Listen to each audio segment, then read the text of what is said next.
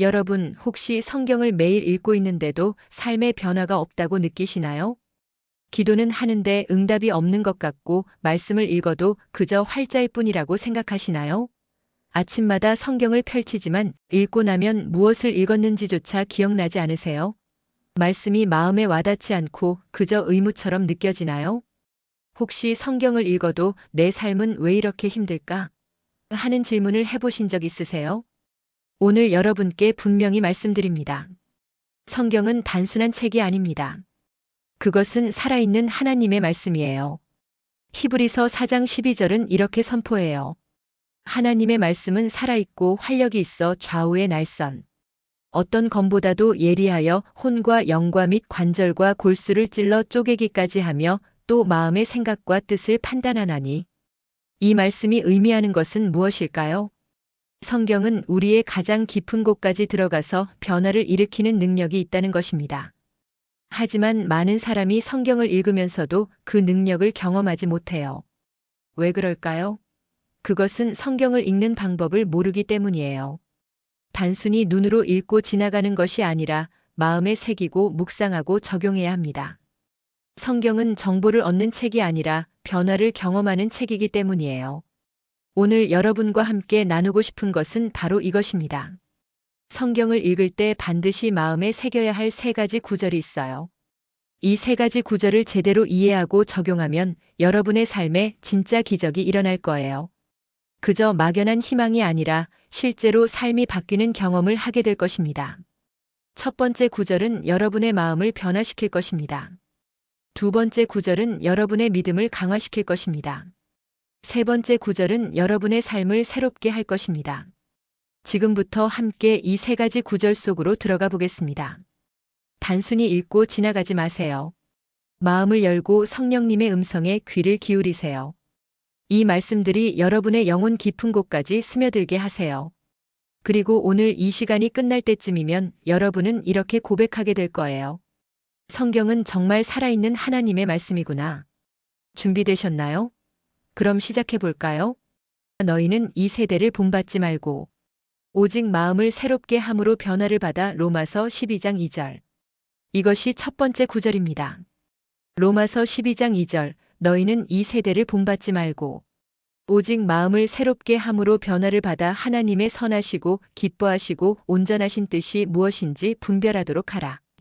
이 구절이 왜 중요할까요? 기억하세요. 변화는 행동에서 시작되는 것이 아니라 마음에서 시작됩니다. 많은 사람이 삶을 바꾸려고 노력해요. 더 성실하게 살려고 하고, 더 착하게 살려고 하고, 더 열심히 기도하려고 해요. 하지만 진짜 변화는 마음이 새로워질 때만 일어납니다.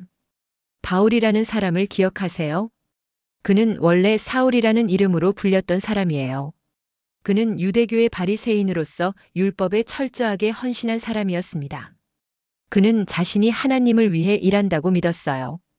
그래서 그는 예수님을 믿는 사람들을 박해했습니다. 그들을 잡아가두고 고문하고 심지어 죽이기까지 했어요. 사도행전 9장 1절은 이렇게 기록합니다. 사울이 주의 제자들에 대하여 여전히 위협과 살기가 등등하여. 사울은 자신이 옳은 일을 한다고 확신했어요. 그는 열심히 있었고 지식도 있었고 능력도 있었어요. 하지만 그의 마음은 어두웠습니다. 그는 진리를 알지 못했어요. 그는 예수님이 메시아라는 사실을 받아들일 수 없었습니다. 그런데 어느 날 놀라운 일이 일어나요. 사울이 다메섹으로 가는 길에서 갑자기 하늘에서 빛이 그를 비췄어요. 그 빛이 얼마나 강렬했던지 그는 땅에 엎드러졌습니다. 그리고 그는 음성을 들었어요. 사울아, 사울아, 내가 어찌하여 나를 박해하느냐? 사울은 물었어요. 주여 누구시니까? 그 음성이 대답했습니다. 나는 내가 박해하는 예수라. 그 순간 사울의 마음이 깨졌어요. 그는 자신이 하나님을 위해 일한다고 믿었는데 실제로는 하나님을 대적하고 있었던 거예요. 그는 진리를 지킨다고 생각했는데 진리를 박해하고 있었던 겁니다. 그의 열심은 잘못된 방향으로 향하고 있었어요. 그는 눈이 멀었습니다. 육체적으로도 멀었지만 영적으로도 멀어 있었던 거예요. 하지만 하나님께서 그를 버리지 않으셨어요. 하나님은 아나니아라는 제자를 보내셨습니다. 아나니아는 사울에게 손을 얹고 기도했어요. 그 순간 사울의 눈에서 비늘 같은 것이 떨어졌어요. 사도행전 9장 18절은 이렇게 말합니다. 즉시 사울의 눈에서 비늘 같은 것이 떨어져 다시 보게 된지라. 그는 육체적인 시력을 회복했을 뿐 아니라 영적인 눈도 뜨게 되었습니다. 그리고 그는 완전히 다른 사람이 되었어요. 박해자였던 사울은 전도자 바울이 되었습니다. 예수님을 대적하던 사람이 예수님을 가장 열정적으로 전하는 사람이 되었어요. 그는 감옥에 갇히고 매를 맞고 돌에 맞고 굶주리고 추위에 떨면서도 복음을 전했습니다. 그가 변할 수 있었던 이유는 무엇일까요? 바로 그의 마음이 새로워졌기 때문입니다. 여러분, 이것을 기억하세요. 행동을 바꾸려고 애쓰지 마세요. 마음을 새롭게 하세요. 마음이 새로워지면 행동은 자연스럽게 따라옵니다. 이것은 마치 나무와 같아요. 나무가 좋은 열매를 맺게 하려면 가지를 억지로 잡아당기는 것이 아니라 뿌리에 영양을 공급해야 해요. 뿌리가 건강하면 가지는 자연스럽게 자라고 열매를 맺습니다. 마찬가지로 우리의 마음이 건강해지면 우리의 행동도 자연스럽게 변화합니다. 또 다른 예를 봅시다. 베드로를 기억하세요? 베드로는 예수님의 12제자 중 한 명이었어요. 그는 예수님을 따르겠다고 가장 먼저 고백한 사람 중 하나였습니다. 그는 열정적이었고 충성스러웠고 용감했어요. 그는 예수님께 이렇게 말했습니다. 다른 사람은 다 주를 버릴지라도 나는 결코 버리지 않겠나이다. 마태복음 26장 33절의 말씀이에요. 하지만 그의 마음은 아직 준비되지 않았어요. 예수님께서 체포되시던 밤 베드로는 예수님을 3번 부인했습니다. 한 여종이 그에게 물었어요. 너도 예수와 함께 있었도다. 베드로는 부인했어요. 나는 그 사람을 알지 못하노라. 2번째, 3번째에도 그는 똑같이 부인했습니다. 심지어 저주하고 맹세하면서까지 부인했어요. 그 순간 닭이 울었어요. 베드로는 예수님의 말씀을 기억했습니다. 닭 울기 전에 내가 3번 나를 부인하리라. 베드로는 밖으로 나가서 심히 통곡했어요. 그는 자신의 연약함을 깨달았습니다. 그는 자신이 얼마나 나약한 사람인지, 얼마나 쉽게 무너지는 사람인지 알게 되었어요. 하지만 예수님은 베드로를 포기하지 않으셨어요. 부활하신 예수님은 베드로를 찾아가셨습니다. 요한복음 21장에서 예수님은 베드로에게 3번 물으세요. 내가 나를 사랑하느냐? 베드로는 3번 대답했어요. 주님, 그러하나이다. 내가 주님을 사랑하는 줄 주님께서 아시나이다. 예수님은 그에게 말씀하셨어요. 내 양을 먹이라. 그 순간 베드로의 마음이 변했어요. 그는 더 이상 자신의 힘을 믿지 않았습니다. 그는 오직 예수님만 의지하게 되었어요. 그는 겸손해졌고 온유해졌고 강해졌습니다. 그리고 오순절 성령이 임하신 후 베드로는 완전히 다른 사람이 되었어요.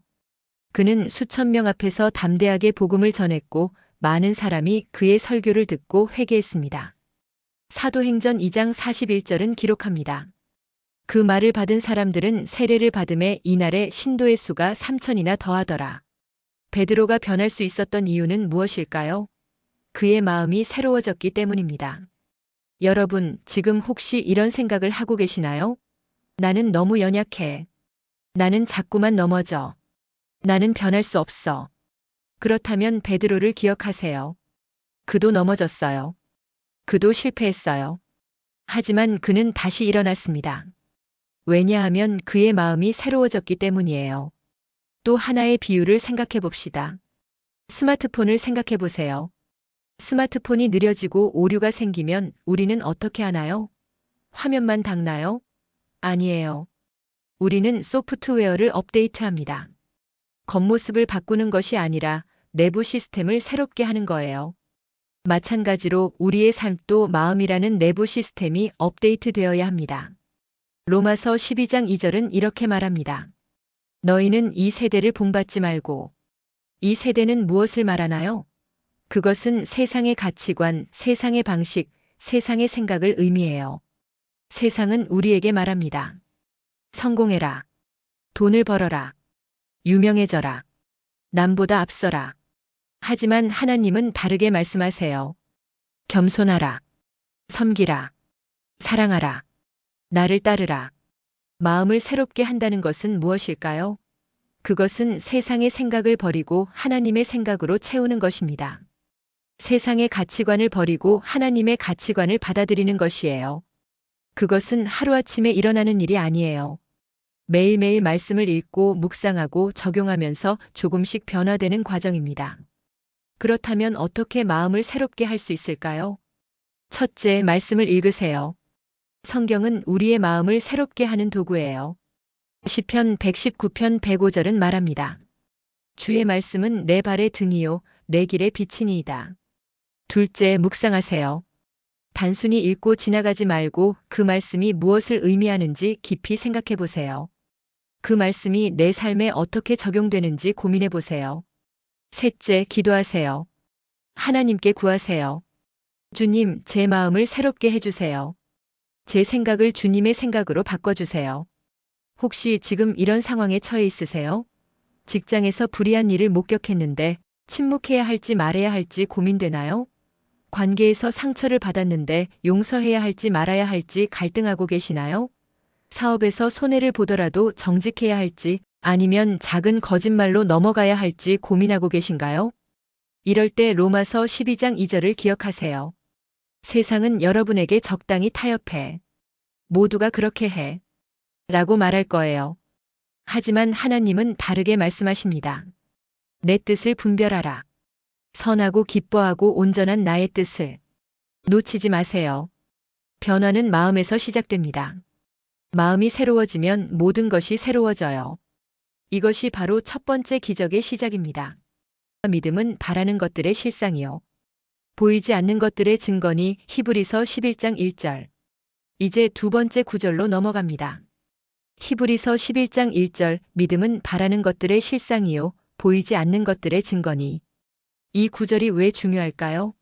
왜냐하면 우리의 삶은 믿음 위에 세워지기 때문입니다. 믿음 없이는 하나님을 기쁘시게 할 수 없어요. 히브리서 11장 6절은 이렇게 말합니다.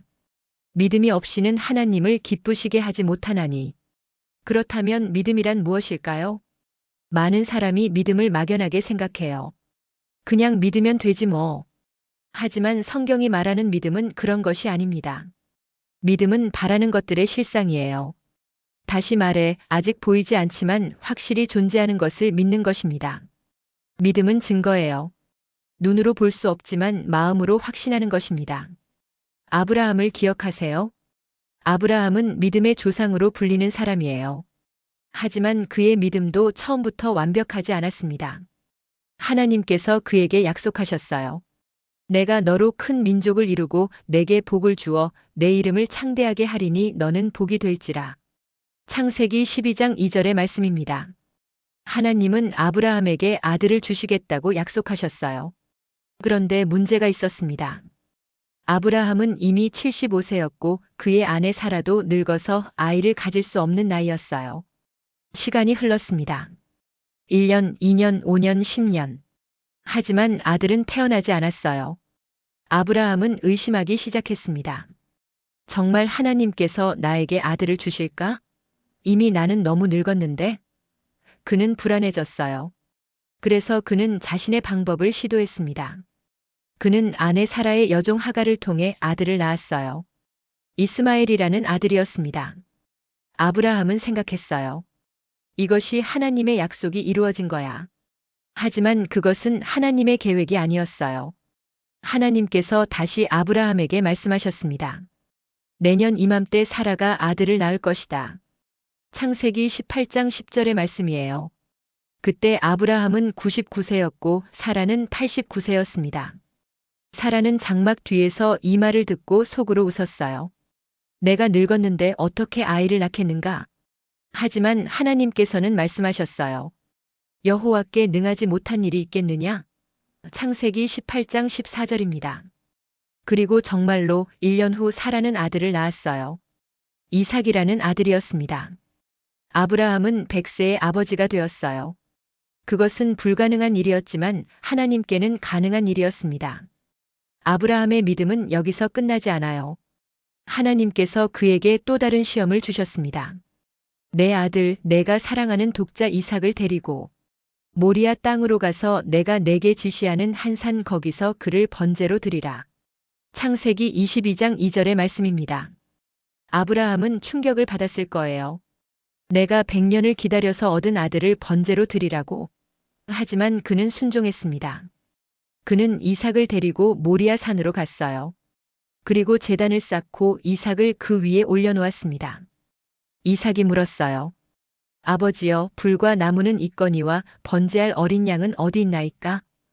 아브라함은 대답했습니다. 내 아들아, 번제할 어린 양은 하나님이 자기를 위하여 친히 준비하시리라. 창세기 22장 8절이에요. 아브라함은 칼을 들어 아들을 죽이려고 했습니다. 바로 그 순간 하나님의 천사가 소리쳤어요. 아브라함아, 아브라함아, 그 아이에게 내 손을 대지 말라. 그에게 아무 일도 하지 말라. 내가 내 아들 내 독자까지도 내게 아끼지 아니하였으니 내가 이제야 내가 하나님을 경외하는 줄을 아노라. 창세기 22장 12절의 말씀입니다. 아브라함이 고개를 들어보니 수풀에 뿔이 걸린 순양이 있었어요. 하나님께서 준비하신 제물이었습니다. 아브라함은 그 순양을 잡아 번제로 드렸어요. 이것이 믿음입니다. 아브라함은 보이지 않는 것을 믿었어요. 그는 불가능해 보이는 것을 확신했습니다. 그는 하나님의 약속을 의심하지 않았어요. 비록 그 과정이 고통스럽고 이해할 수 없었지만 그는 끝까지 하나님을 신뢰했습니다. 여러분은 지금 무엇을 바라고 계시나요? 혹시 불가능해 보이는 꿈을 가지고 계신가요? 절망적인 상황 속에서도 희망을 붙잡고 계시나요? 아니면 하나님의 약속을 의심하고 계신가요? 히브리서 11장 1절을 다시 한번 읽어보세요. 믿음은 바라는 것들의 실상이요, 보이지 않는 것들의 증거니. 여러분이 바라는 것이 무엇이든 그것이 하나님의 뜻이라면 그것은 이미 실상입니다. 비록 눈에 보이지 않지만 그것은 분명히 존재해요. 또 다른 예를 봅시다. 노아를 기억하세요? 노아는 하나님께서 선택하신 의로운 사람이었어요. 하지만 그가 살던 시대는 악으로 가득했습니다. 사람들은 하나님을 잊고 살았고 폭력과 부패가 만연했어요. 하나님께서 노아에게 말씀하셨습니다. 내가 세상을 홍수로 심판할 것이다. 너는 방주를 만들어라. 창세기 6장의 말씀입니다. 노아는 방주를 만들기 시작했어요. 하지만 문제가 있었습니다. 그 지역은 비가 거의 오지 않는 곳이었어요. 홍수? 그런 것은 들어본 적도 없었습니다. 사람들은 노아를 비웃었어요. 저 미친 노인이 무슨 배를 만들고 있어? 하지만 노아는 멈추지 않았습니다. 그는 120년 동안 방주를 만들었어요. 120년입니다. 상상이 되시나요?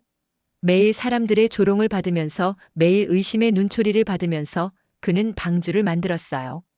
비가 오지 않아도 홍수의 기미가 보이지 않아도 그는 멈추지 않았습니다. 왜 그랬을까요? 그는 하나님의 말씀을 믿었기 때문입니다. 드디어 방주가 완성되었어요. 그리고 하나님께서 말씀하신 대로 홍수가 일어났습니다. 비가 40일 동안 쏟아졌고 땅의 모든 샘이 터졌어요. 물이 온 땅을 덮었습니다. 가장 높은 산들도 물에 잠겼어요.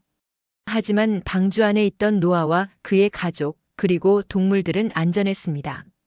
창세기 7장 23절은 이렇게 기록합니다.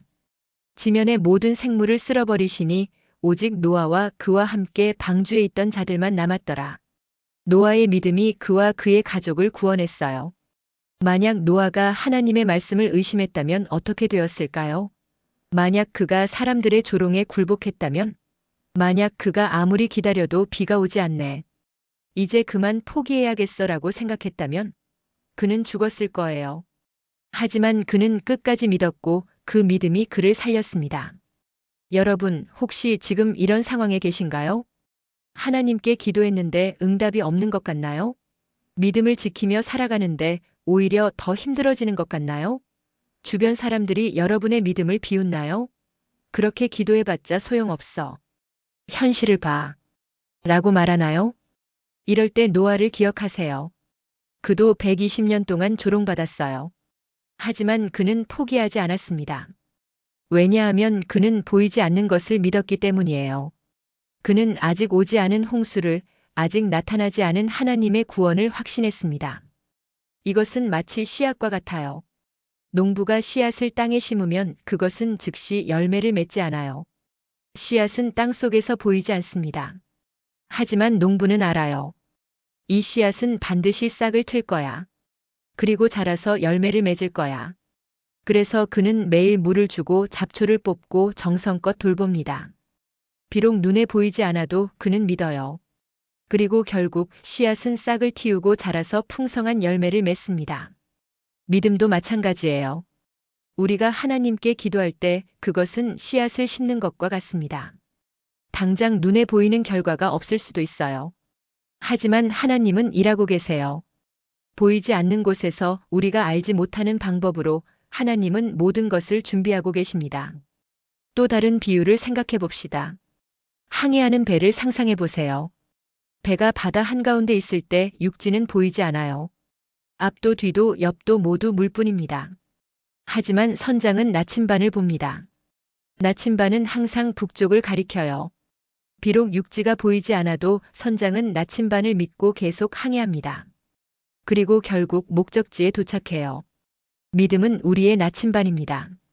세상이 우리를 혼란스럽게 하고 상황이 우리를 낙담하게 해도 믿음은 우리에게 방향을 알려줘요. 하나님을 향해 가라. 그분을 신뢰하라. 그분은 결코 너를 버리지 않으신다.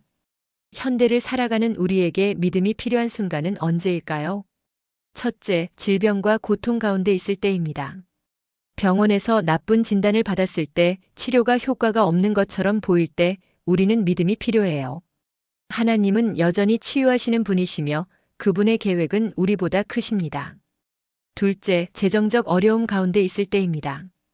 빚이 쌓이고 수입이 줄어들고 미래가 불안할 때 우리는 믿음이 필요해요. 하나님은 공급하시는 분이시며 그분은 우리의 필요를 아십니다. 셋째, 관계의 상처 가운데 있을 때입니다.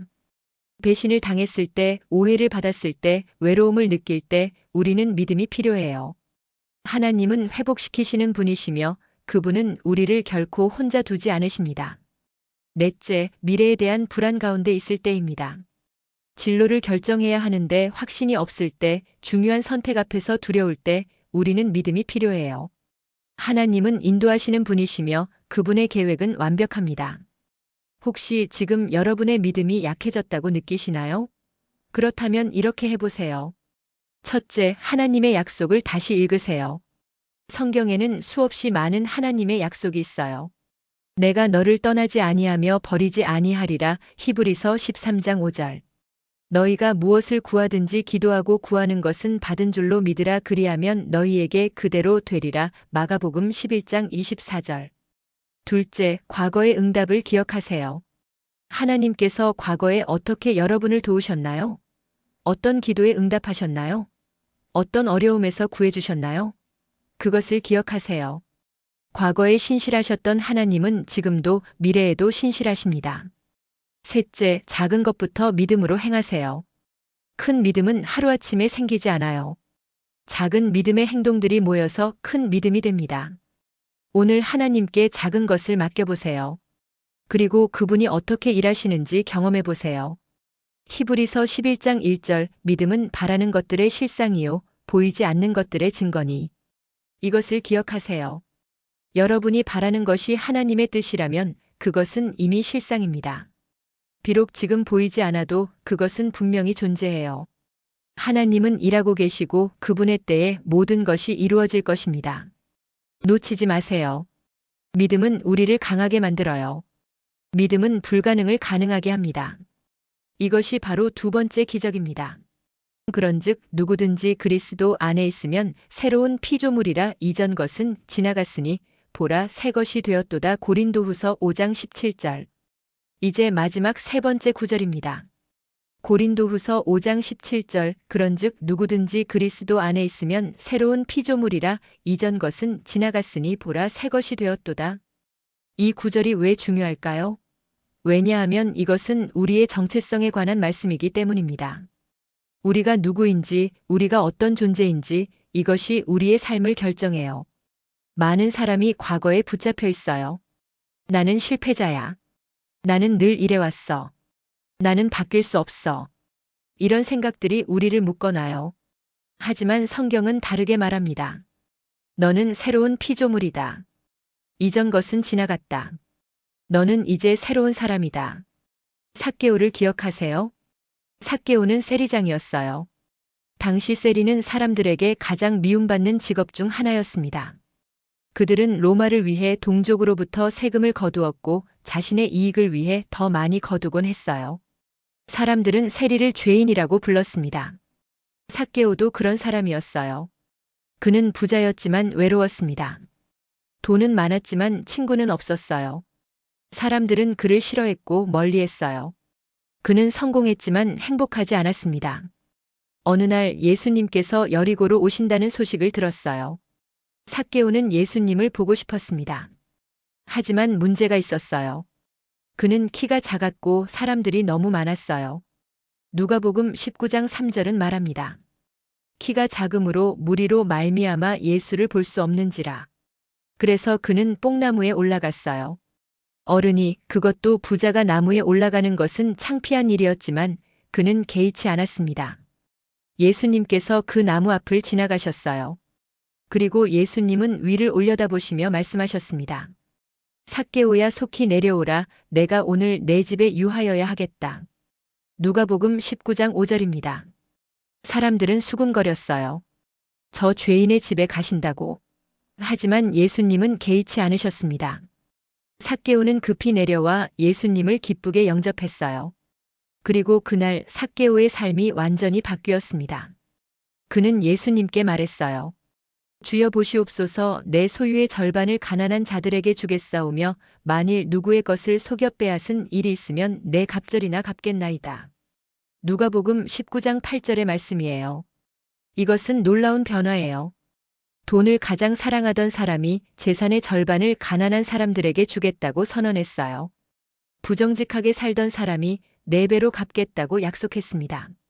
무엇이 그를 변화시켰을까요? 예수님과의 만남이에요. 예수님께서 말씀하셨습니다. 오늘 구원이 이 집에 이르렀으니 이 사람도 아브라함의 자손이미로다. 누가복음 19장 9절입니다. 예수님은 삭개오를 죄인이라고 부르지 않으셨어요. 그를 아브라함의 자손이라고 부르셨습니다. 그는 새로운 정체성을 받았어요. 더 이상 미움받는 세리가 아니라 하나님의 자녀가 된 것입니다. 여러분, 혹시 과거의 실수와 죄 때문에 괴로워하고 계시나요? 나는 용서받을 수 없어. 나는 너무 많은 잘못을 저질렀어. 하나님께서 나를 받아주실 리 없어. 이런 생각이 드시나요? 그렇다면 삭개오를 기억하세요. 그도 죄인이었어요. 그도 사람들에게 미움받았습니다. 하지만 예수님은 그를 찾아가셨고 그를 변화시키셨어요. 고린도후서 5장 17절을 다시 읽어보세요. 그런즉 누구든지 그리스도 안에 있으면 새로운 피조물이라. 누구든지라는 말에 주목하세요. 삭개오도 바울도 베드로도 그리고 여러분도 포함됩니다. 과거가 어떻든 실수가 얼마나 크든 그리스도 안에 있으면 새로운 피조물이에요. 또 다른 예를 봅시다. 사마리아 여인을 기억하세요? 요한복음 4장에 나오는 이야기예요. 한 여인이 한낮에 우물에 물을 기르러 갔습니다. 보통 여인들은 아침 일찍이나 저녁에 우물에 가요. 시원할 때 가는 거죠. 하지만 이 여인은 한낮에 갔어요. 왜일까요? 사람들을 피하기 위해서였습니다. 그녀는 5 남편이 있었고 지금 함께 사는 남자도 남편이 아니었어요. 사람들은 그녀를 손가락질했습니다. 저 여자는 부도덕해. 저 여자와는 말도 섞지 마. 그녀는 수치심 속에 살았어요. 그녀는 외로웠고 상처받았고 절망적이었습니다. 그녀는 사랑을 갈망했지만 진정한 사랑을 찾지 못했어요. 그런데 그날 우물가에서 예수님을 만났습니다. 예수님께서 그녀에게 말씀하셨어요. 물을 좀 달라. 여인은 놀랐어요. 유대인 남자가 사마리아 여자에게 말을 거는 것은 당시의 금기였거든요. 그녀는 물었습니다. 당신은 유대인으로서 어찌하여 사마리아 여자인 나에게 물을 달라 하나이까? 예수님께서 대답하셨습니다. 내가 만일 하나님의 선물과 또 내게 물 좀 달라 하는 이가 누구인 줄 알았더라면 내가 그에게 구하였을 것이요 그가 생수를 내게 주었으리라. 요한복음 4장 10절입니다. 여인은 혼란스러웠어요. 생수? 그게 뭐지? 예수님께서 설명하셨습니다. 이 물을 마시는 자마다 다시 목마르려니와 내가 주는 물을 마시는 자는 영원히 목마르지 아니하리니 내가 주는 물은 그 속에서 영생하도록 솟아나는 샘물이 되리라. 요한복음 4장 13절부터 14절의 말씀이에요. 여인은 간청했습니다. 주여 그런 물을 내게 주사 목마르지도 않고 또 여기 물 기르러 오지도 않게 하옵소서. 그때 예수님께서 그녀의 과거를 말씀하셨어요. 가서 내 남편을 불러오라. 여인이 대답했습니다. 나는 남편이 없나이다. 예수님께서 말씀하셨어요. 내가 남편이 없다 하는 말이 옳도다. 내가 남편 5이 있었고 지금 있는 자도 내 남편이 아니니 내 말이 참되도다. 요한복음 4장 17절부터 18절입니다. 여인은 충격을 받았어요. 이 사람이 어떻게 내 모든 것을 아실까? 하지만 예수님은 그녀를 정죄하지 않으셨어요. 오히려 그녀에게 진리를 알려주셨습니다. 그녀와 대화를 나누셨고 그녀를 존중하셨어요. 그리고 그녀에게 자신이 메시아임을 밝히셨습니다. 여인은 변화되었어요. 그녀는 물동이를 버려두고 마을로 달려갔습니다. 그리고 사람들에게 외쳤어요. 와서 보라, 내가 행한 모든 일을 내게 말한 사람을 보라, 이는 그리스도가 아니냐? 요한복음 4장 29절의 말씀입니다. 사람들을 피하던 여인이 이제는 사람들에게 예수님을 전하고 있어요. 요한복음 4장 39절은 기록합니다. 그 동네 중 많은 사마리아인이 여자의 말을 인하여 믿으니 그녀의 간증을 통해 많은 사람이 예수님을 믿게 되었어요. 수치스러운 과거를 가진 여인이 이제는 복음의 증인이 된 것입니다. 이것이 바로 새로운 피조물이에요. 이전 것은 지나갔어요. 그녀의 수치, 그녀의 죄, 그녀의 과거 모두 지나갔습니다. 이제 그녀는 새로운 사람이에요. 예수님을 만난 사람, 용서받은 사람, 사랑받는 사람입니다. 여러분은 어떤 과거를 가지고 계시나요? 혹시 실패의 과거인가요? 사업에 실패했거나 시험에 떨어졌거나 중요한 기회를 놓쳤나요? 그렇다면 기억하세요. 이전 것은 지나갔어요. 당신은 새로운 피조물입니다. 혹시 죄의 과거인가요? 중독에 빠졌거나 부도덕한 삶을 살았거나 누군가에게 큰 상처를 주었나요? 그렇다면 기억하세요. 그리스도 안에서 당신은 용서받았어요. 당신은 새로운 사람입니다. 혹시 상처의 과거인가요? 학대를 받았거나 배신을 당했거나 사랑하는 사람을 잃었나요? 그렇다면 기억하세요. 하나님께서 당신을 치유하실 거예요. 당신은 회복될 것입니다. 이것은 마치 나비와 같아요. 애벌레를 생각해 보세요. 애벌레는 땅을 기어다니는 작은 벌레예요. 느리고 연약하고 별로 아름답지도 않아요. 하지만 어느 날 애벌레는 고치를 만듭니다. 그리고 그 안에서 변태를 겪어요. 완전히 새로운 모습으로 변화되는 거죠. 그리고 마침내 나비가 되어 나옵니다. 나비는 더 이상 땅을 기어다니지 않아요. 하늘을 날아다닙니다. 더 이상 작고 연약하지 않아요. 아름답고 자유롭습니다. 애벌레였던 과거는 지나갔어요. 이제 나비는 새로운 피조물입니다. 우리도 마찬가지예요. 그리스도를 만나기 전 우리는 죄 가운데 기어다니는 애벌레와 같았어요. 하지만 그리스도 안에서 우리는 변화됩니다. 우리는 새로운 피조물이 되어요. 이제 우리는 자유롭고 아름답고 하늘을 향해 날아오를 수 있습니다. 또 다른 비유를 생각해 봅시다. 오래된 집을 리모델링하는 것을 상상해 보세요. 그 집은 낡았고 금이 갔고 페인트가 벗겨졌어요. 하지만 주인이 그 집을 새롭게 만들기로 결심합니다. 벽을 다시 칠하고 바닥을 바꾸고 새 가구를 들여놓아요. 오래된 것들은 다 버리고 새 것들로 채웁니다. 리모델링이 끝났을 때 그 집은 완전히 다른 모습이에요. 겉모습도 다르고 안도 다릅니다. 이전에 낡고 초라한 집은 사라지고 새롭고 아름다운 집이 되었어요. 하나님께서 우리에게 하시는 일이 바로 이것입니다. 그분은 우리를 리모델링 하세요. 우리의 낡은 모습, 죄로 얼룩진 모습을 벗겨내시고 새로운 모습으로 만드십니다. 그리고 그 과정에서 우리는 완전히 새로운 사람이 되어요. 현대를 살아가는 우리가 새로운 피조물로 살아가려면 어떻게 해야 할까요? 첫째, 과거를 놓으세요. 과거의 실수, 과거의 죄, 과거의 상처에 계속 붙잡혀 있지 마세요. 하나님께서는 이미 용서하셨어요. 이제 여러분도 자신을 용서하세요. 빌립보서 3장 13절은 말합니다. 뒤에 있는 것은 잊어버리고 앞에 있는 것을 잡으려고. 둘째, 정체성을 확인하세요. 여러분은 누구인가요? 실패자? 죄인? 아니에요. 여러분은 하나님의 자녀예요. 요한복음 1장 12절은 선포합니다. 영접하는 자 곧 그 이름을 믿는 자들에게는 하나님의 자녀가 되는 권세를 주셨으니. 셋째, 새로운 습관을 만드세요. 옛사람의 습관을 버리고 새 사람의 습관을 만드세요. 매일 말씀을 읽고 기도하고 하나님과 동행하세요. 에베소서 4장 22절부터 24절은 말합니다. 너희는 유혹의 욕심을 따라 썩어져가는 구습을 따르는 옛사람을 벗어버리고 오직 너희의 심령이 새롭게 되어 하나님을 따라 의와 진리의 거룩함으로 지으심을 받은 새 사람을 입으라. 넷째, 믿음으로 선포하세요. 매일 아침 거울을 보면서 선포하세요. 나는 새로운 피조물이다. 이전 것은 지나갔다. 나는 하나님의 자녀다. 나는 사랑받고 용서받고 축복받은 사람이다. 혹시 지금 이런 상황에 계신가요?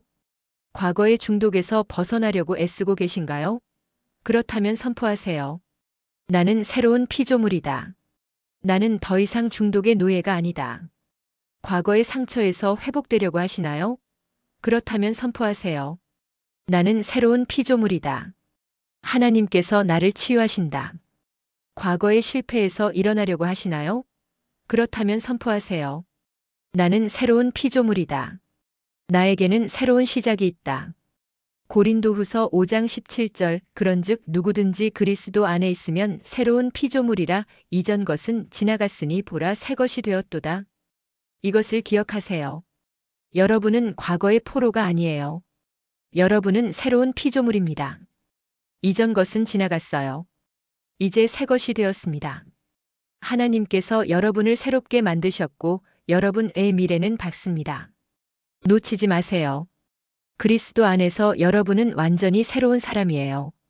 과거가 여러분을 정의하지 않습니다. 하나님께서 여러분을 정의하세요. 이것이 바로 세 번째 기적입니다. 여러분, 오늘 우리가 함께 나눈 세 가지 구절을 기억하시나요? 첫 번째는 로마서 12장 2절이었습니다. 너희는 이 세대를 본받지 말고 오직 마음을 새롭게 함으로 변화를 받아 하나님의 선하시고 기뻐하시고 온전하신 뜻이 무엇인지 분별하도록 하라. 이 구절은 우리에게 마음의 변화를 가르쳐 줬어요. 진정한 변화는 행동이 아니라 마음에서 시작된다는 것을 배웠습니다. 바울과 베드로의 이야기를 통해 우리는 마음이 새로워질 때 삶 전체가 변화된다는 것을 보았어요. 두 번째는 히브리서 11장 1절이었습니다. 믿음은 바라는 것들의 실상이요 보이지 않는 것들의 증거니. 이 구절은 우리에게 믿음의 능력을 가르쳐 줬어요. 아브라함과 노아의 이야기를 통해 우리는 보이지 않는 것을 믿는 것이 얼마나 중요한지 배웠습니다. 믿음은 불가능을 가능하게 만들고 우리를 강하게 해요. 세 번째는 고린도후서 5장 17절이었습니다. 그런즉 누구든지 그리스도 안에 있으면 새로운 피조물이라 이전 것은 지나갔으니 보라 새 것이 되었도다. 이 구절은 우리에게 새로운 정체성을 가르쳐 줬어요. 삭개오와 사마리아 여인의 이야기를 통해 우리는 과거가 우리를 정의하지 않는다는 것을 배웠습니다. 그리스도 안에서 우리는 완전히 새로운 사람이 되는 거예요. 이 세 가지 구절을 한 줄로 정리하면 이렇습니다. 마음을 새롭게 하세요. 그러면 변화가 일어납니다. 믿음을 붙잡으세요. 그러면 불가능이 가능해집니다. 그리스도 안에 머무세요. 그러면 여러분은 새로운 피조물이 됩니다. 이제 여러분 자신에게 질문해 보세요. 첫째, 나의 마음은 지금 어떤 상태인가요? 세상의 가치관으로 가득 차 있나요? 아니면 하나님의 말씀으로 채워져 있나요? 오늘부터 매일 성경을 읽고 묵상하면서 마음을 새롭게 하는 시간을 가져보세요. 둘째, 나는 지금 무엇을 믿고 있나요? 내 눈에 보이는 상황만 믿고 있나요? 아니면 하나님의 약속을 믿고 있나요? 지금 불가능해 보이는 것이 있다면 그것을 하나님께 맡기고 믿음으로 기다려보세요. 셋째, 나는 과거에 붙잡혀 있나요? 아니면 새로운 피조물로 살아가고 있나요? 과거의 실수와 죄가 여전히 나를 괴롭히나요? 그렇다면 오늘 그것을 놓아버리세요. 여러분은 새로운 피조물이라고 선포하세요. 마지막으로 하나의 비유를 나눌게요. 한 농부가 밭을 갈고 있었어요. 그는 돌을 만났습니다. 큰 돌이었어요. 그 돌을 치우려면 많은 힘이 들 것 같았습니다. 농부는 생각했어요. 이 돌을 피해서 밭을 갈아야겠다. 그래서 그는 돌 주변으로 밭을 갈았어요. 다음 해에도 그 다음 해에도 그는 계속 그 돌을 피해서 밭을 갈았습니다. 매년 그 돌 때문에 경작할 수 있는 땅이 줄어들었어요. 그는 점점 더 불편해졌습니다. 어느 날 그는 결심했어요. 오늘은 꼭 이 돌을 치워야겠다. 그는 삽을 가져와서 돌 주변을 파기 시작했습니다. 그런데 놀라운 일이 일어났어요. 그 돌은 생각보다 깊이 박혀 있지 않았습니다. 조금만 파자 돌이 쉽게 들어 올려졌어요. 농부는 깨달았습니다. 내가 진작에 이 돌을 치웠더라면 얼마나 좋았을까? 여러분, 우리 삶의 돌은 무엇인가요? 혹시 과거의 상처인가요? 용서하지 못한 마음인가요? 믿음의 부족인가요? 두려움인가요? 우리는 종종 그 돌을 피해서 살아갑니다. 그것을 직면하기가 두렵기 때문이에요. 하지만 오늘 그 돌을 치워보세요. 성경 말씀은 우리에게 그 돌을 치울 수 있는 힘을 줍니다. 마음을 새롭게 하는 말씀이 있어요. 믿음을 강화하는 말씀이 있어요. 새로운 피조물이 되게 하는 말씀이 있습니다. 이 말씀들을 마음에 새기세요. 매일 읽고 묵상하고 선포하세요. 그리고 이렇게 고백해 보세요. 하나님, 제 마음을 새롭게 해주세요. 세상의 생각을 버리고 주님의 생각으로 채워주세요. 하나님, 제 믿음을 강화해 주세요. 보이지 않는 것을 믿게 하시고 불가능을 가능하게 하는 주님의 능력을 경험하게 해주세요. 하나님, 저를 새로운 피조물로 만들어 주세요. 이전 것은 지나가게 하시고 새 것으로 채워주세요. 이 고백이 여러분의 입에서 나올 때 기적이 일어날 거예요. 여러분의 마음이 변화될 것입니다. 여러분의 믿음이 강해질 것입니다. 여러분의 삶이 새로워질 것입니다. 이것은 단순한 희망이 아니에요. 하나님의 약속입니다. 예레미야 29장 11절은 선포합니다. 여호와의 말씀이니라 너희를 향한 나의 생각을 내가 아나니 평안이요 재앙이 아니니라 너희에게 미래와 희망을 주는 것이니라.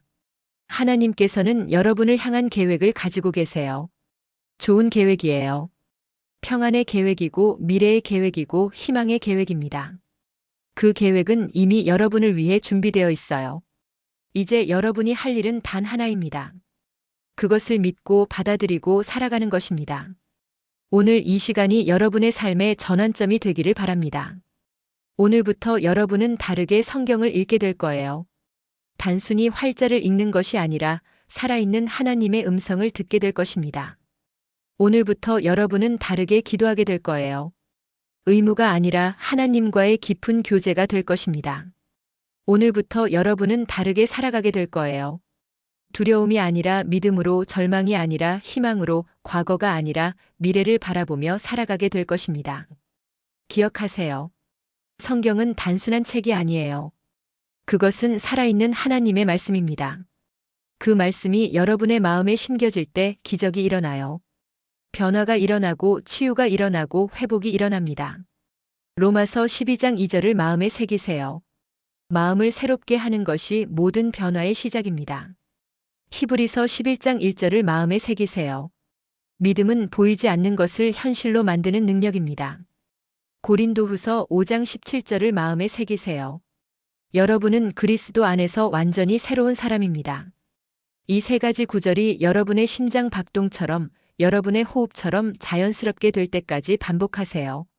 아침에 일어나면 이 구절들을 선포하세요. 어려운 순간이 오면 이 구절들을 기억하세요. 밤에 잠들기 전에 이 구절들을 묵상하세요. 그리고 지켜보세요. 여러분의 삶에 어떤 변화가 일어나는지, 어떤 기적이 일어나는지 지켜보세요. 하나님께서 일하시는 것을 경험하게 될 것입니다. 불가능해 보이던 것들이 가능해지고 막혀있던 길들이 열리고 죽어있던 꿈들이 살아나는 것을 보게 될 거예요. 마지막으로 여러분을 축복합니다.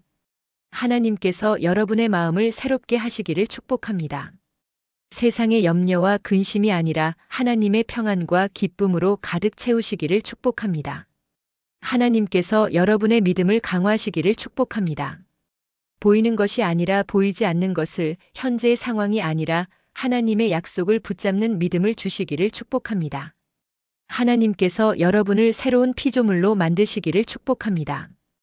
이전의 것들은 모두 지나가게 하시고 새로운 것들로 채우시기를 축복합니다. 여러분의 앞날에 하나님의 은혜와 사랑이 넘치기를 축복합니다. 어디를 가든지 하나님께서 함께 하시고 무엇을 하든지 하나님께서 형통하게 하시기를 축복합니다. 예수 그리스도의 이름으로 축복합니다. 아멘. 오늘 이 말씀이 여러분의 마음에 깊이 새겨지기를 바랍니다. 그리고 이 말씀이 여러분의 삶을 변화시키는 능력이 되기를 바랍니다. 성경을 이렇게 읽으면 진짜 기적이 일어납니다. 여러분의 삶에서 그 기적을 경험하시기를 바랍니다.